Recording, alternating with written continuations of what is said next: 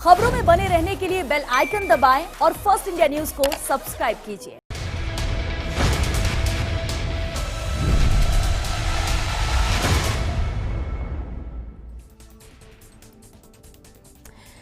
नमस्कार, चलिए रुक करते हैं बिग फाइट का। कमल या हाथ, जनता किसके साथ? जी हां, सूबे के 20 जिलों में कल सियासी घमासान होगा।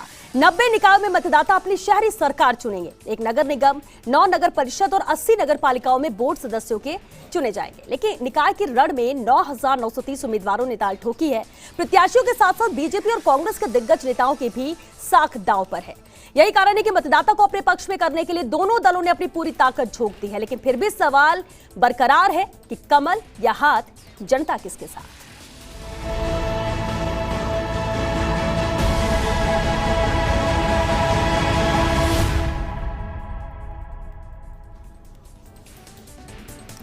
नतीजे तो 31 जनवरी को आएंगे, लेकिन क्या है कल के चुनाव की पूरी तस्वीर, ये जानने के लिए देखिए ये खास सियासी रिपोर्ट। प्रदेश के दोनों सियासी दलों के लिए गुरुवार का दिन खासा अहम साबित होने वाला है। और हो भी क्यों ना, सूबे के 20 जिलों के 90 निकायों में कल शहरी सरकार का रण होगा। प्रत्याशियों के ताबड़तोड़ प्रचार के बाद अब मतदाता हैं तैयार। 28 जनवरी को वोटिंग और 31 जनवरी को मतगणना की जाएगी। राजस्थान के 20 जिलों की 90 नगर निकायों में चुनाव होंगे। इनमें एक नगर निगम, 9 नगर परिषद और 80 नगर पालिका है। यहाँ सदस्य के लिए 28 जनवरी को मतदान के साथ ही 9,930 प्रत्याशियों की किस्मत ईवीएम में कैद हो जाएगी और 3 दिन बाद आएंगे नतीजे। अध्यक्ष पद के लिए 7 फरवरी को मतदान होगा। इसके तुरंत बाद मतगणना की जाएगी। वहीं 8 फरवरी को उपाध्यक्ष का चुनाव होगा। दरअसल प्रदेश के जिन जिलों में चुनाव होगा उनमें अजमेर, बांसवाड़ा, बीकानेर, भीलवाड़ा, बूंदी, प्रतापगढ़, चित्तौड़गढ़, चूरू, डूंगरपुर, हनुमानगढ़, जैसलमेर, जालौर, झालावाड़, झुंझुनू, नागौर, पाली, राजसमंद, सीकर, टोंक और उदयपुर जिले शामिल हैं। प्रदेश के कुल 20 जिलों के 90 निकाय में चुनाव होगा। कुल मतदाता 30,28,544 हैं, जिनमें से 15,47,974 पुरुष मतदाता हैं, तो वहीं 14,80,514 महिला मतदाता और 56 ट्रांसजेंडर मतदाता शामिल हैं। कुल वार्ड 3,035 हैं, जिनमें 5,253 मतदान केंद्र बनाए गए हैं। शहर की सरकार के रण के लिए चुनाव में ईवीएम मशीन का इस्तेमाल किया जाएगा। चुनाव कार्यक्रम की घोषणा के साथ ही संबंधित नगर निकाय क्षेत्रों में आचार संहिता लागू कर दी गई है। चुनाव लड़ने वाले सदस्यों के लिए खर्चे की सीमा भी तय की गई थी। इसमें नगर निगम सदस्य के लिए 2.5 लाख रुपए, नगर परिषद सदस्य के लिए 1.5 लाख रुपए और नगर पालिका सदस्य के लिए 1 लाख रुपए की सीमा तय की गई थी। चुनाव में बीजेपी और कांग्रेस के साथ साथ निर्दलीय प्रत्याशियों ने भी अपनी पूरी ताकत झोंक दी है। अब तो आने वाला वक्त ही तय करेगा कि मतदाता किस पर होगा मेहरबान। Bureau report, first India news, Jaipur. तो 20 जिलों के 90 निकायों में घमासान। शहर की सरकार के लिए कल मतदान। कौन होगा चित, कौन मारेगा मैदान? मतदाता किस पर होगा मेहरबान? और सबसे बड़ा सवाल, कमल या हाथ, जनता किसके साथ? बिग फाइट में बहस जिसे हम मुद्दे पर और बहस के लिए हमारे साथ मौजूद है खास मेहमान। चलिए उनसे रूबरू करा दिया आपको। बीजेपी प्रदेश प्रवक्ता रामलाल शर्मा जी हमारे साथ हैं, कांग्रेस नेता आरसी चौधरी जी हमारे साथ हैं, वामदल नेता भंवर सिंह शेखावत जी हमारे साथ जुड़ चुके हैं, वे राजनीतिक विश्लेषक एसपी मित्तल जी भी हमारे साथ है। बहुत स्वागत है आप सभी का बिग फाइट लाइव में। रामलाल शर्मा जी, आपसे ही शुरुआत करते हैं सर। देखिए, कमल या हाथ, जनता किसे चुनती है ये तो कल मतदान होगा, तय कर लेगी जनता। लेकिन तैयारियों की बात करें, बीजेपी कांग्रेस दोनों ने ही एड़ी चोटी का जोर लगाया। कितनी तैयारियों, कितने आश्वस्त हैं आप इन 90 निकायों को लेकर?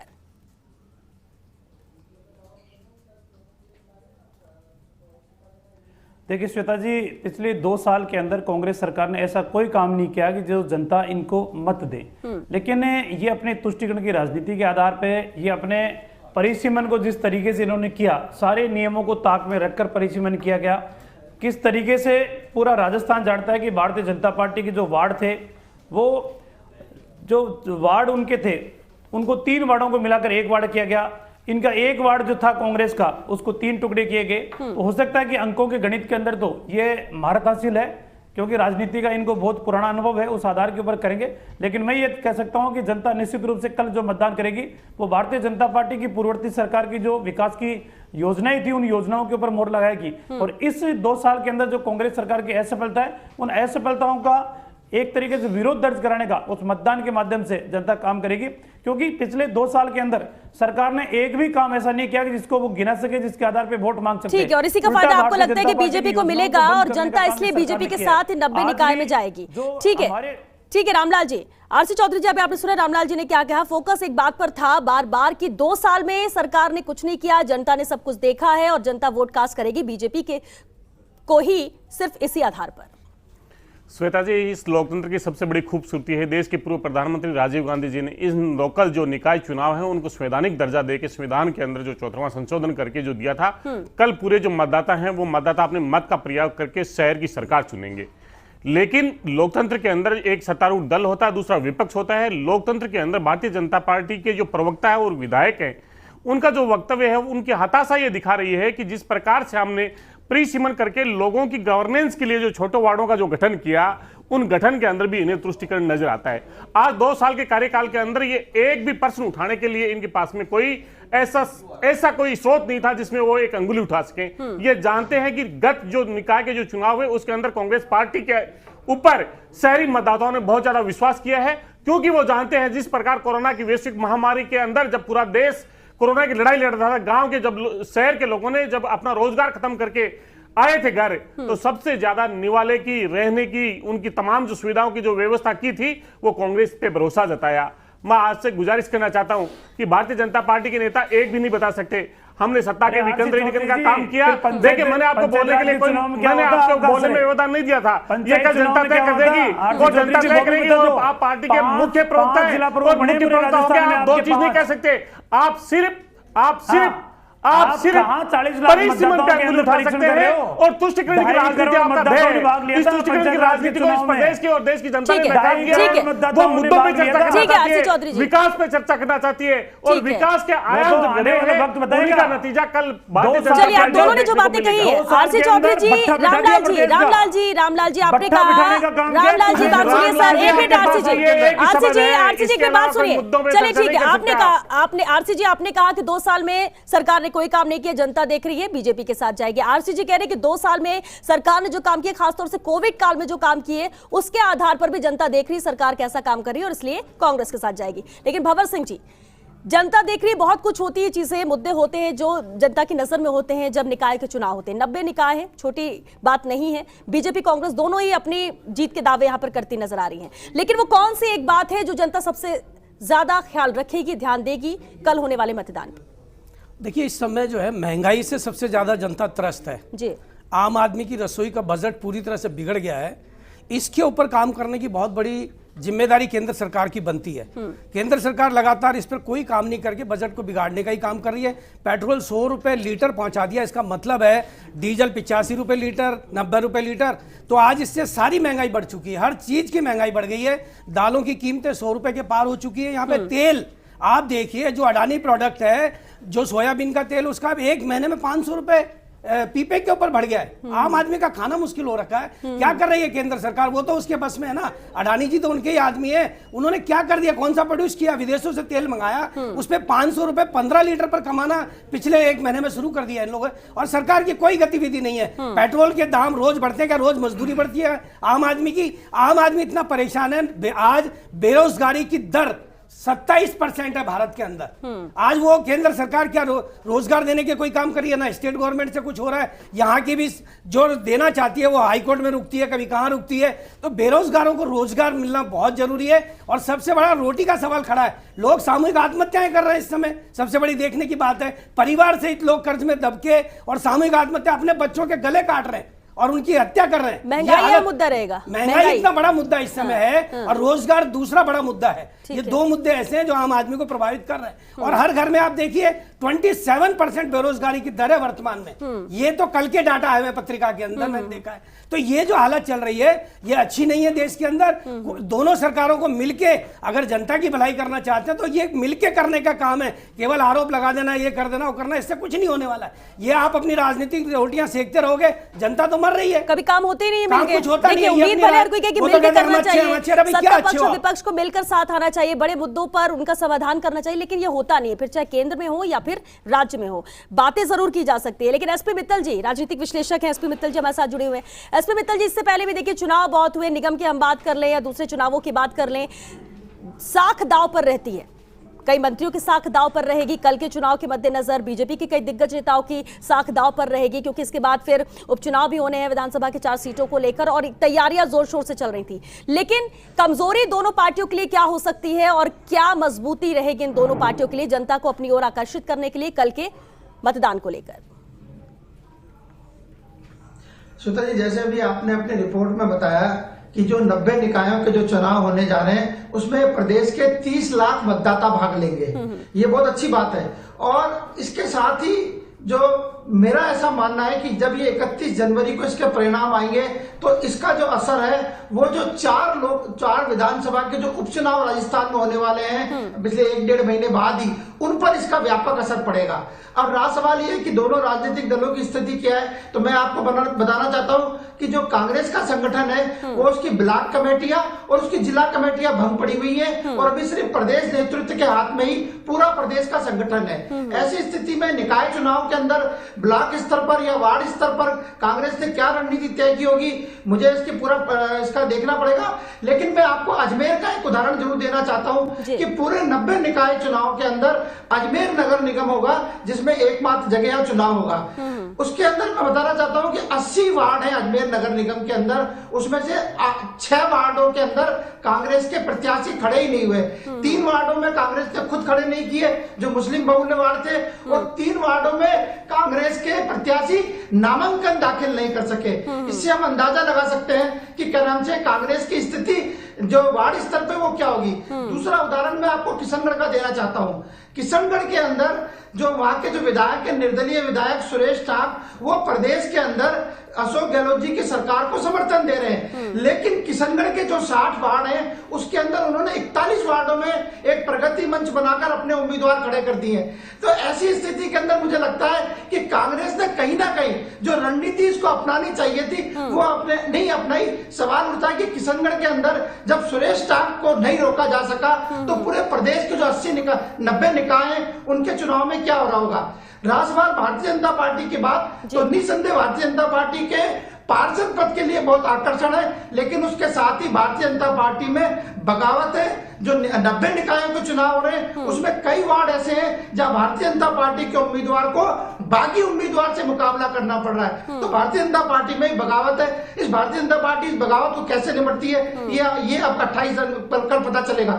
एक महत्वपूर्ण बात और है कि जब 31 तारीख को जब मतगणना हो जाएगी तो जो सभापति का चुनाव है, जो अध्यक्ष का चुनाव है श्वेता जी, वो 7 फरवरी को जाके है। इसका मतलब राजस्थान में एक बार फिर बाड़ाबंदी होगी, पार्षदों की बाड़ाबंदी होगी और जो खरीद फरोख्त जो मानी जाती है वो एक बार फिर होगी। और इसके साथ ही मेरा ऐसा मानना है कि इस 90 निकायों के चुनाव के अंदर जो निर्दलीय पार्षद होंगे वो बड़ी संख्या में जीत के आएंगे, और जब 6 दिन का समय मिलेगा तो राजस्थान के अंदर हमको बड़ी उथल पुथल देखने को मिलेगी। बिल्कुल बिल्कुल अहम बात यह है, और इसको लेकर भी विपक्ष के तौर पर बीजेपी सवाल उठाएगी भी और उठाती भी रही है। लेकिन रामलाल जी, अब जिस तरह से मित्तल साहब का यह कहना है कि बीजेपी के अंदर बगावत ज्यादा है, ज्यादातर अपनों से ही यहाँ पर सामना करना पड़ेगा, और ये बड़ी चुनौती हो जाती है कि सामने वाला अगर दूसरी पार्टी से है तो उसको हराने के लिए तो एड़ी चोटी का जोर लगाया जाए, लेकिन जब अपने ही लोग सामने खड़े हो जाए तो वो जो दौर हो जाता है, वो वक्त जो होता है वो मुश्किल हो जाता है। क्या वाकई में कोशिशें जो की जा रही सबको एकजुट कर एक साथ मिलकर चुनाव लड़ने की वो सफल हो पाएंगी, या फिर जो सवाल उठ रहे हैं उस पर लगाम लग पाएगी?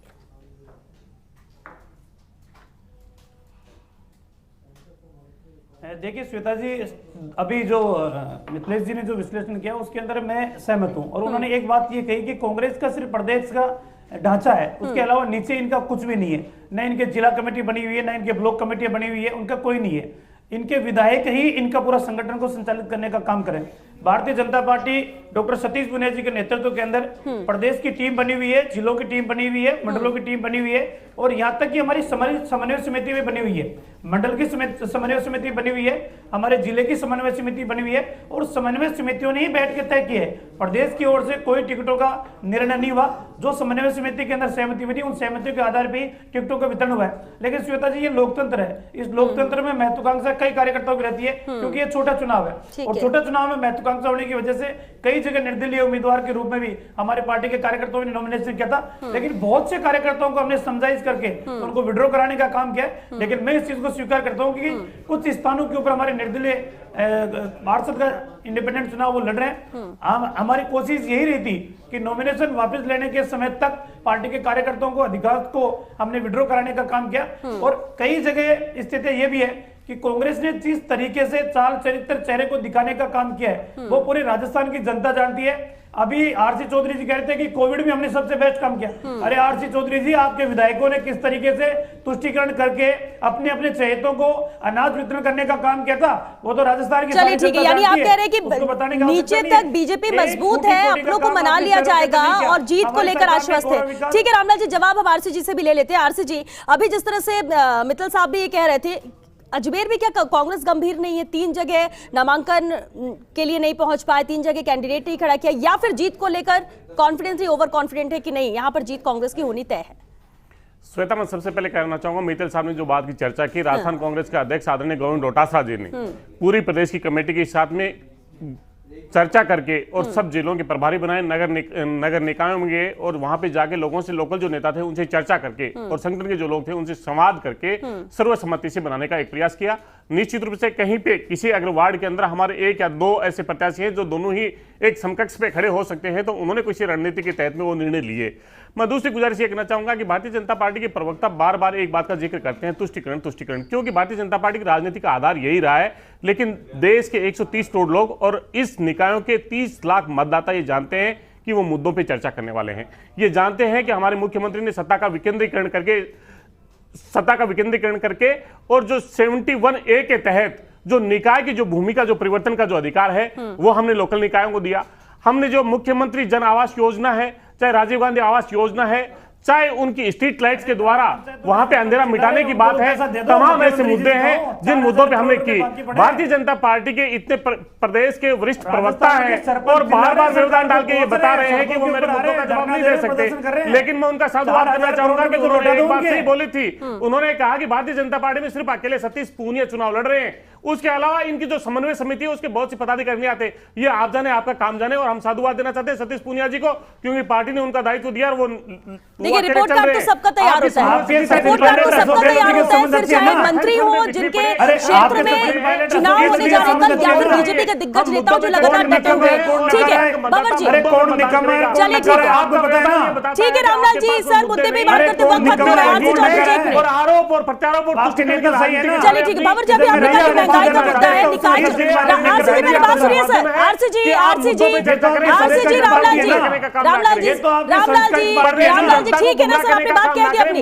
आरसी जी बात सुनिए सर, चर्चा यहाँ भी नहीं करना चाह रहे सर, आप लोग सुन ही नहीं रहे। रामलाल जी बस यही होता है। अभी आप कह रहे थे बाबर जी, दोनों को मिलकर काम करना चाहिए, मुद्दों पे काम करना चाहिए। आपको लगता है कि डिबेट में भी कोई बात करना चाहता है?